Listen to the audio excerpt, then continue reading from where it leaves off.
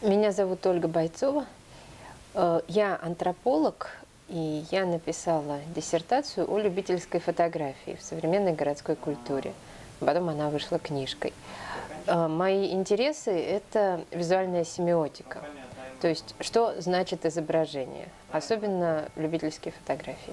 Когда я увидела эту книжку, у меня как раз было впечатление, что это такое очень хорошее пособие по визуальной грамотности в той части, которая касается любительской фотографии.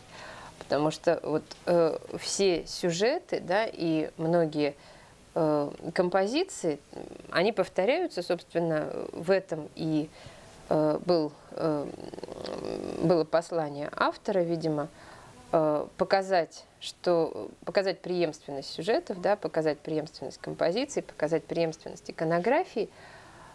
И это удалось великолепно. Да. А почему эта преемственность возникает? Потому что да, мы все знаем, как снимать. Мы выучили это, разглядывая домашние альбомы, да, у своих мам и пап, у своих бабушек и дедушек. И потом мы берем в руки цифровой фотоаппарат и повторяем все эти композиции, которые мы с детства видели, да, которые висели в рамочках у нас на стенах. Те снимки, которые Елена нашла у фотографа Татьяны Солдатовой в 80-е годы, они могли быть сделаны в 70-е годы, они могли быть сделаны в 60-е годы. Это то, что я видела в любительских архивах, когда проводила свое исследование, с тех пор, как люди начали приобретать фотоаппараты. Первый снимок, с которого начинается фотографический ряд, да, это компания за столом.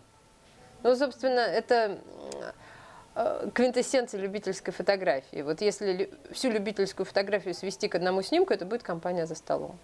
Да, и об этом писал Пьер Бурдье в книге «Фотография искусства средней руки» о социальной функции фотографии. То есть функция фотографии – это утвердить нашу групповую идентичность, что мы компания, мы собрались вместе, вот у нас какой-то праздник, может быть, обряд перехода, да, вот мы радуемся, нам хорошо. Видимо, не случайно именно с таких двух снимков, да, компания за столом, начинается эта книжка. Меня заинтересовало еще то, что повторяются не только вот такие прототипические сюжеты, да, канонические, где у каждого есть свое место, но повторяются и вот такие, казалось бы, абсолютно случайные, спонтанные сюжеты, да, когда фотограф-любитель встречает на своем пути какую-то что-то выбивающееся из рутины, ему хочется это снять, да? Потому что любительская фотография – это про неповседневное. Любительская эстетика, она очень тверда, да, очень крепка, очень консервативна. Да, что выдающимся кажется одно и то же. Да, красивым кажется одни и те же вещи. Посмотрев все эти снимки, читатель, точнее зритель, как бы посмотрелся в зеркало, да, он увидел и свой архив тоже, да, увидев архив 80-х годов, архив 2010-х годов, он увидел и свой фотоархив или, по крайней мере, свою визуальную грамотность. Да, те архивы, которые он в большом количестве видел у своих друзей в гостях, да, у своих родных, которые есть в его голове. В лингвистике есть более сложные языки и более простые языки. И визуальные языки тоже есть более сложные и более простые.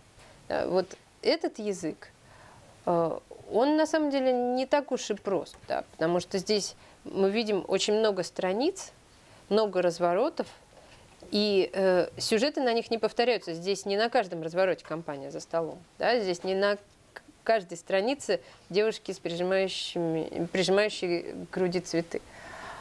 То есть я бы не сказала, что этот визуальный язык, что он прост, примитивен и неинтересен. Я бы сказала, что он как раз до конца не описан. То есть тут есть даже что исследовать.